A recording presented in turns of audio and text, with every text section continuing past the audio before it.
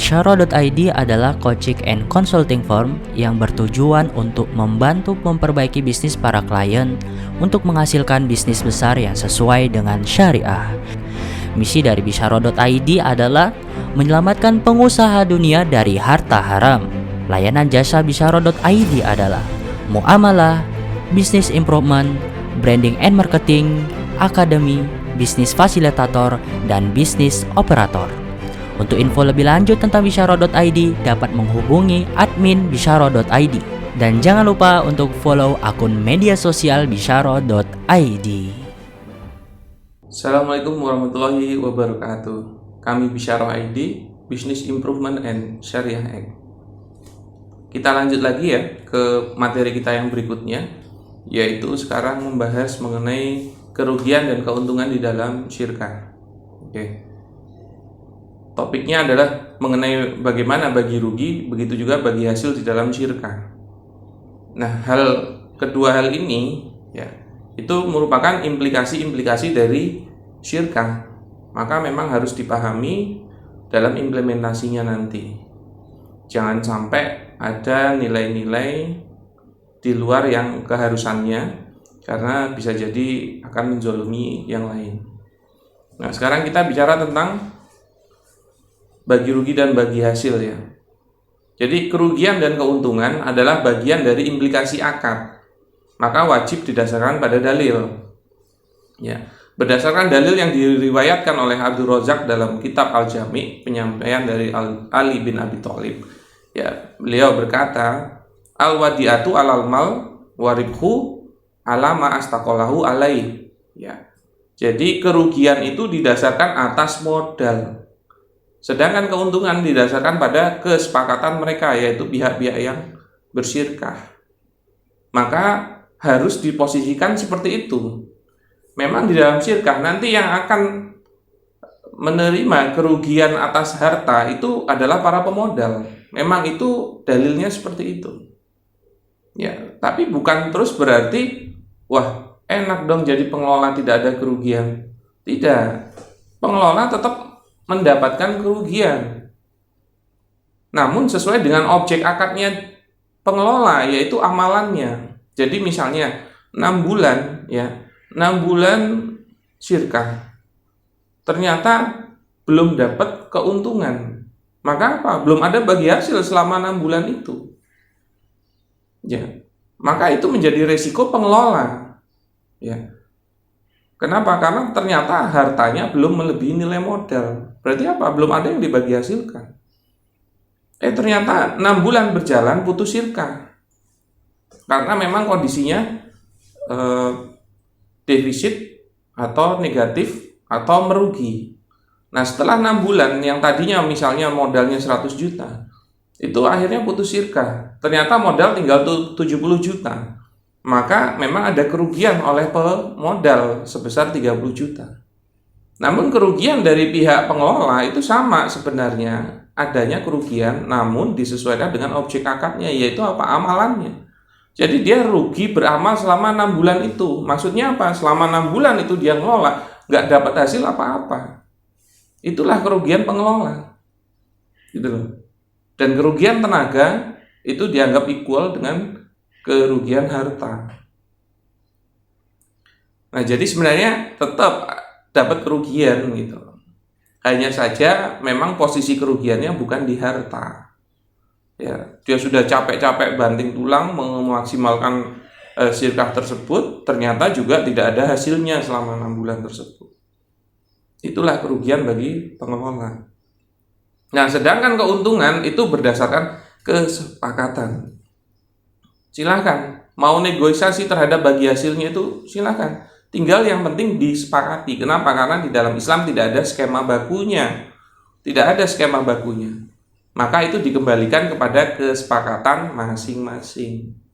Ya. Nah, sekarang tentang kerugian atau bagi rugi. Kerugian usaha adalah hasil usaha di mana jumlah modal usaha yang diinvestasikan mengalami penurunan atau jumlah modal dan biaya-biaya melebihi jumlah pendapatan. Itulah kerugian usaha.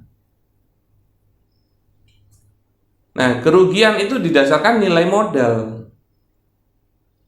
Ya. Jadi memang dalilnya seperti itu. Makanya kalau ada kesepakatan yang lain, yaitu apa? Pengelola dikenakan kerugian terhadap harta, itu kesepakatan yang tidak sah. Itu syarat yang tidak sah. Ya. Kullu syartil laisa fi kitabillah, ya. Setiap syarat-syarat yang bertentangan dengan kitabullah fahuwa batil, maka itu syarat yang batil, itu kesepakatan yang batil. Maka tidak boleh dijalankan. Kalau pemodal tetap memaksakan, nanti dia sama saja seperti mengambil harta orang lain dengan cara yang batil. Nah, kerugian itu memang didasarkan pada nilai modal, maka memang pemodal lah yang menanggung. Kerugian modal akan ditanggung oleh pemodal, kerugian tenaga ditanggung oleh pengelola sesuai dengan objek akadnya masing-masing. Itulah positioning kerugian di dalam syirkah. Dan ingat, sebenarnya kerugian ini positioningnya pada saat putus syirkah saja. Bukan terus kalau ada rugi tiap tutup buku itu ditalangi, ditomboi sama pemodal. Enggak. Dia akan memutar terus modalnya, ya. Diputar terus modalnya sampai dia menghasilkan. Nanti kalau pas putus syirkah ternyata diputar itu tidak maksimal dan akhirnya rugi, nah disitulah baru terjadi kerugian. Jadi bukan ditomboi tiap bulan, bukan seperti itu. Ya, ingat, kalau sudah bersyirkah, sudah berakad, maka nilai modal terkunci. Tidak boleh menambah sembarangan modal untuk dimasukkan. Tidak boleh. Kalau akadnya sebagai modal, itu tidak boleh.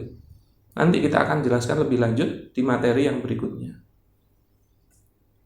Bila pemodal lebih dari satu, maka kerugian dibagi sesuai porsi modalnya masing-masing.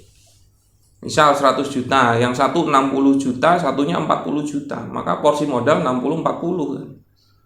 Maka kalau ternyata pas putus syirkah modal itu tinggal 80 juta, maka yang diberikan kepada pemodal A yang 60% adalah 48 juta. Kalau untuk pemodal B yang 40 juta, porsinya adalah 40%, itu 30 juta. Disitulah nilai kerugiannya.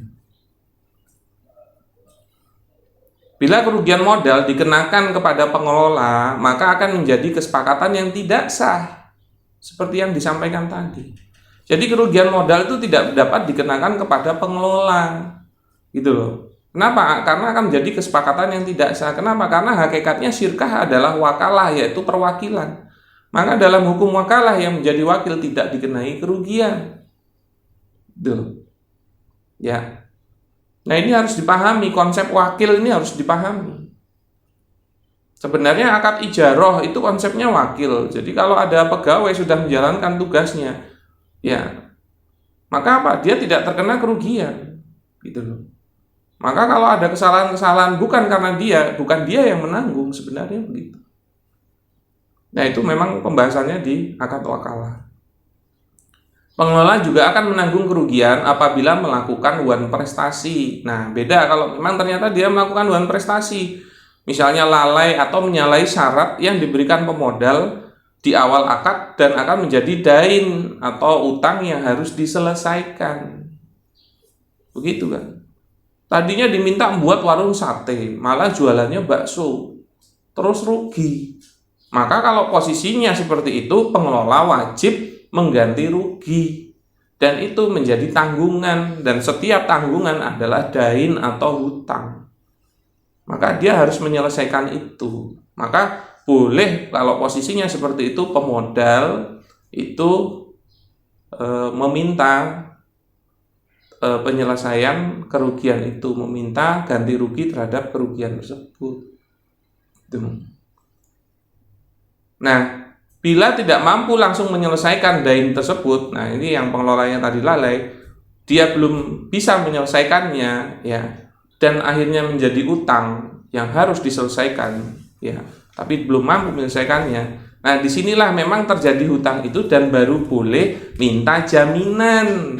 Kenapa? Karena sudah terjadi hutangnya, baru boleh. Yang nggak boleh itu dari awal akad, pas berakad syirkah kok langsung minta jaminan. Belum boleh. Kenapa? Karena memang belum ada masalah hutang di dalam hal tersebut. Walaupun alasannya nanti kalau dia lalai biar ada pegangan. Lalainya aja belum kok. Utangnya aja belum terjadi kok udah minta. Dan kalau itu disepakati, bisa jadi memang itu menjadi kesepakatan yang batil juga. Akhirnya si pihak pemodal memegang jaminan yang tidak ada dasar akad sahnya sebagai jaminan, itu juga sesuatu yang batil. Gitu. Jadi selama pemodal itu memegang jaminan tersebut, itu dia selalu berdosa. Kenapa? Lah karena dasarnya apa? Wong tidak sah minta jaminan ya. Dia pegang hartanya orang lain dengan tidak ada akad yang benar atau yang sah. Maka itu sebuah kebatilan dan berdampak pada dosa. Ya. Nanti kalau memang terjadi kelalaian, kalau tidak ya nggak bisa. Kelalaian ya terus menyalahi syarat akad, ya. Baru di situ dia apabila terjadi kerugian, nah baru di situ terjadi dainnya. Nanti kalau tidak bisa langsung diselesaikan, baru boleh minta rohan jaminan. Jadi ada prosedurnya, step by stepnya. Nggak ujuk-ujuk disepakati dari awal sudah minta jaminan. Ya, walaupun ini khilafiyah, memang ada perbedaan pendapat di kalangan ulama, tapi saya memilih pendapat yang tidak boleh meminta jaminan dalam akad syirkah itu sebagai pendapat yang kuat atau rojih. Begitu. Nah, sekarang berbicara tentang keuntungan, yaitu bagi hasil ya. Keuntungan harus diketahui secara fix dengan rujukan laporan keuangan. Nah, berarti apa? Membuat laporan keuangan itu menjadi wajib. Gitu loh. Tahu dari mana? Kalau nggak dicatat. Tahu dari mana dia untung atau rugi kalau nggak ada catatannya, nggak ada perhitungannya. Iya kan? Nah, makanya menjadi wajib adanya laporan keuangan itu. Seperti kaidah fikih yang sudah disampaikan sebelumnya, ma la yatimul wajibu illa bihi fahuwa wajib. Ya, hal-hal yang wajib terkendala gara-gara sesuatu, maka sesuatu itu juga menjadi wajib. Contoh misalnya, kalau sholat itu hukumnya apa? Wajib kan? Nah, kalau mau sholat wajib wudhu kan? Nah, kalau wudhu wajib ada air kan? Nah, kalau ternyata airnya itu keluar dari sanyo, ya, dan ternyata sanyonya itu ternyata rusak atau mati, ya, yang tadinya hukum benerin sanyo itu mubah, yaitu apa?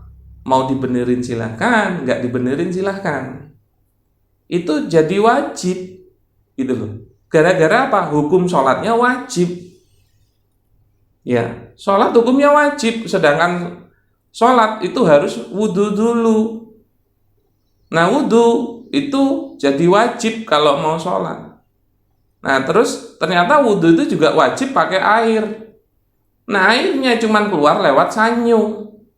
Maka kalau sanyonya rusak juga jadi wajib untuk dibenerin.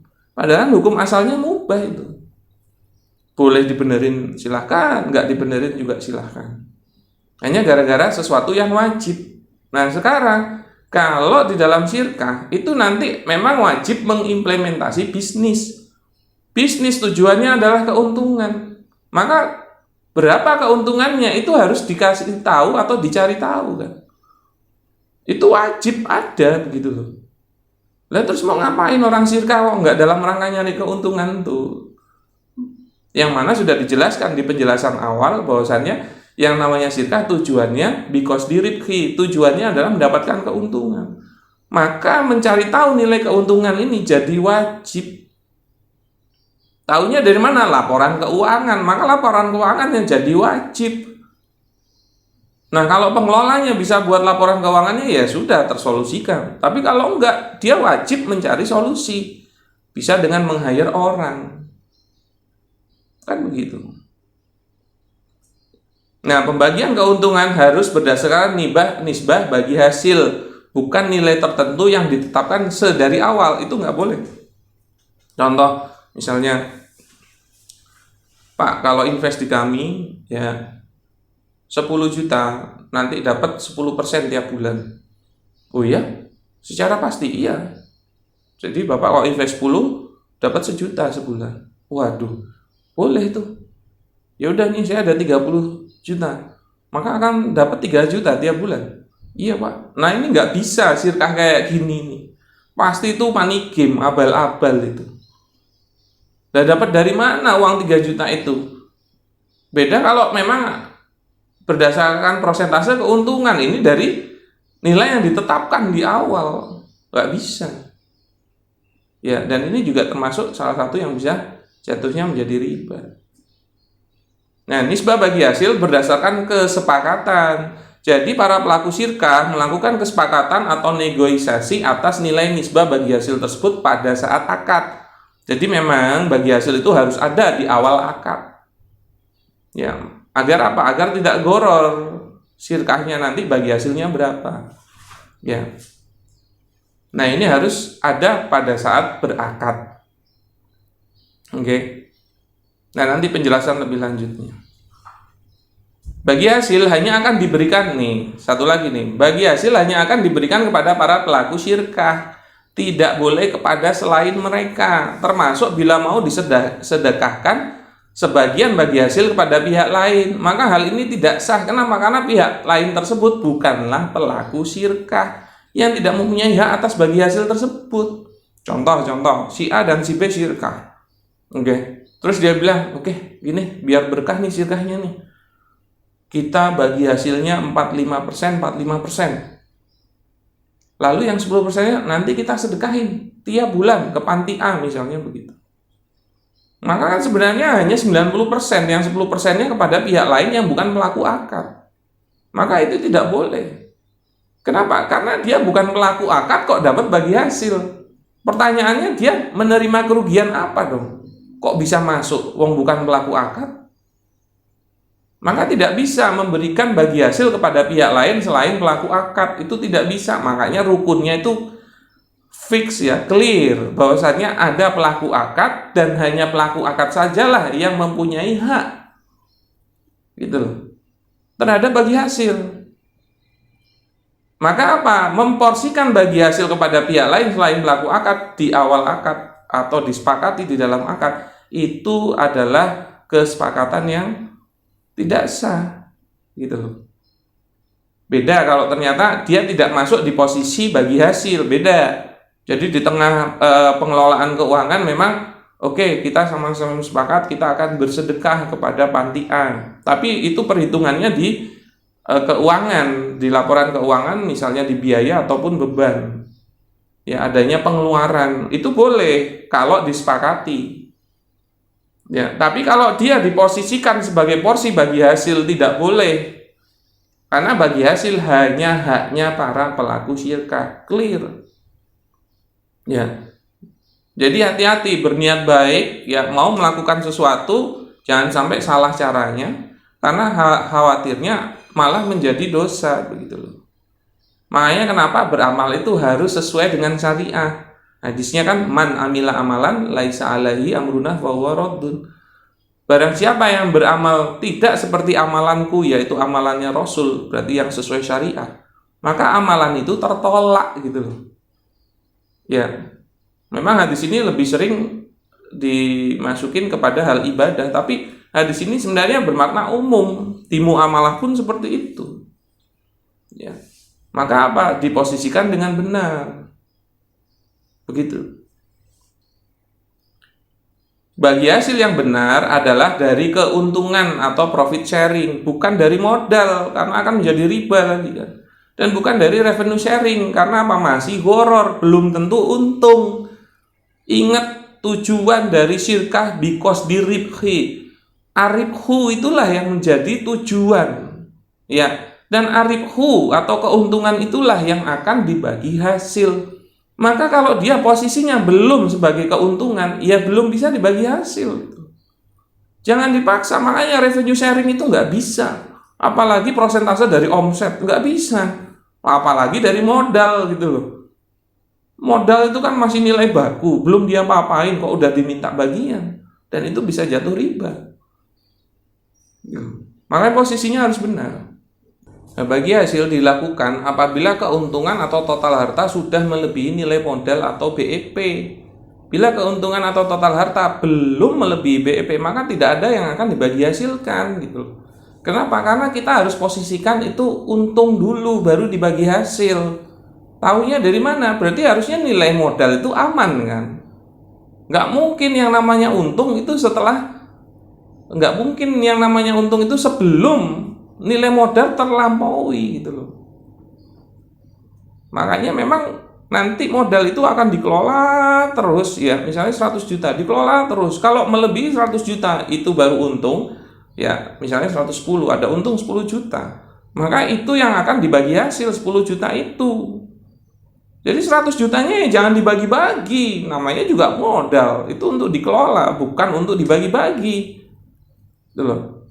Maka nanti kalau hartanya 110 juta, maka ada keuntungan 10 juta, 10 jutanya dikeluarin, dibagi hasil. Terus gimana? Ya 100 lagi diolah. Begitu terus sebenarnya. Makanya nggak bisa formatnya revenue sharing. Kenapa? Karena tidak pernah di BEP-kan revenue sharing itu. Dan ingat, setiap tutup buku itu sebenarnya seperti orang kalau mau bersiap putus syirkah. Makanya semua harta harus dihitung. Makanya kalau tutup buku pasti harta itu termapping. Makanya syirkah itu kelebihannya itu pendataannya jadi lebih fix. Kenapa? Karena setiap tutup buku itu pasti harta itu di mapping. Makanya sebenarnya kalau dilakukan dengan baik dan benar, itu putus syirkah kapan saja itu sebenarnya nggak rumit ya. Kenapa? Karena selalu di mapping hartanya, gitu kan. Jadi syirkah akan mengamankan modalnya terlebih dahulu. Yang mana bila modal sudah aman, maka bila putus syirkah kapan saja itu sebenarnya tidak akan merugikan siapa-siapa. Gitu loh. Saya pernah ngisi di suatu forum gitu ya, mengenai syirkah. Setelah saya paparkan mengenai syirkah yang seperti yang saya sampaikan ini secara komprehensif, dia langsung mukanya itu seperti puas. Dia perlihatkan seperti itu. Kenapa emang tak tanya? Lah kalau konsepnya kayak gini, pasti insya Allah banyak pemodal yang mau gitu. Jadi diamankan itu bukan dikembalikan ya ke pemodal ya, tapi memang tetap di dalam perusahaan. Dan karena dia harus di BEP-kan dulu, maka memang modal itu kan aman dulu gitu loh. Makanya ngeceknya itu bagi hasil benar atau enggak. Caranya gimana? Ajak putus syirkah setelah bagi hasil. Maka bisa nggak di mapping harta modal itu dikembalikan? Karena kalau enggak berarti bagi hasilnya salah gitu. Cara ngeceknya kan begitu. Ya. Maka apa? Pada saat bagi hasil pasti modal itu aman. Aman pasti. Ada nilai senilai modalnya. Nah kalau ternyata kurang, nah itu salah, itu berarti bagi hasilnya kan begitu kan. Bila pada waktu bagi hasil yang disepakati belum ada keuntungan, maka tidak ada yang dibagi hasilkan. Ya, walaupun bilangnya tutup bukunya per bulan, oke, tapi setiap tutup buku belum ada keuntungan ya belum bagi hasil. Jadi bukan terus tutup buku wajib bagi hasil. Lah kalau nggak ada hasil yang untuk dibagi bagaimana? Nah, bila pengelola dan pemodal lebih dari satu, maka menentukan nisbah bagi hasilnya bisa dengan 2 step.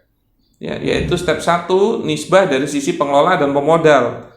Ya, ini kalau pengelolanya misalnya ada 2 atau lebih, ya pemodalnya ada 2 atau lebih ya. Pertama, tentukan dulu step 1 di area pengelola dan pemodal. Lalu step 2 di antara para pemodalnya dan di antara para pengelolanya. Kalau di antara para pemodalnya biasanya menggunakan nilai modalnya, porsi modalnya. Sedangkan kalau dari pengelola itu berdasarkan kinerjanya. Begitu kan. Nisbah dari sisi pengelola didasarkan pada kinerja, oke, dan nisbah dari sisi pemodal didasarkan pada porsi modal. Nah, ini saya kasihkan analogi keuntungan dan bagi hasil ya. Modal 1 juta, dibelikan HP seharga 1 juta, habiskan modalnya. Nah, bila dijual seharga 900.000, itu pasti terjadi kerugian. Bila dijual seharga 1 juta, itu impas posisinya. Bila dijual 1.100.000, itu terjadi untung. Nah, kita baru paham, loh posisi untung itu dari mana? Ya, maka untung itu adalah pada saat total harta melebihi modal. Dalam hal ini berapa? 1.100.000 lebih besar daripada nilai 1 juta. baru posisinya untung. Ini kan sangat mudah analogi ini kan. Dengan kelebihan 100.000 yang menjadi keuntungan, kan begitu. Tahu dari mana? 1.100.000 dikurangi dengan 1 juta nilai modal. Ada kelebihan berapa? 100.000. Itulah untungnya. Nah, maka dalam syirkah yang akan dibagi hasil adalah 100.000 itu. Itulah profit sharing. Gitu loh. Bukan sejutanya juga dibagi gitu loh. Itu modal dibagi-bagi. Ini nih kegiatan bisnis, bukan kegiatan tolong-menolong. Gitu loh. Maka modal itu dikelola, bukan dibagi-bagi. Nah, sekarang saya analogikan dengan uang yang lebih besar. Misalnya berapa? 100 juta. Kemudian digunakan habis dana tersebut 100 juta. Itu habis digunakan untuk sewa tempat, beli barang, dan lain-lain. Nah, bulan 1 ada laba. Ya, 20 juta. Maka ini belum bisa, walaupun laba di bulan itu, belum bisa bagi hasil. Kenapa? Masih rugi. Modal baru kembali 20 juta. Bulan kedua naik tuh untungnya 30 juta. Tapi ini posisinya masih rugi. Kenapa? Modal baru kembali 50 juta kan. 20 ditambah 30. Kemudian bulan ketiga ada laba 40 juta. Masih rugi. Kenapa? Karena modal baru kembali 90 juta. Nah, bulan keempat malah keuntungannya turun. Labanya turun, laba kotornya. Berapa? 20 juta. Nah, walaupun labanya ini turun, dia posisinya malah sudah untung. Kenapa? Karena total harta adalah 110 juta. Berarti apa? Pada bulan keempat ada kelebihan harta daripada modal, yaitu 10 juta. Dari mana? 110 dikurangi 100. Ada untung 10 juta. Maka apa? Yang akan dibagi hasilkan sesuai nisbah bagi hasil, yaitu 10 juta. Nah, revenue sharing itu kesalahannya apa? Bulan pertama ada 20 juta, itu sudah dibagi hasil.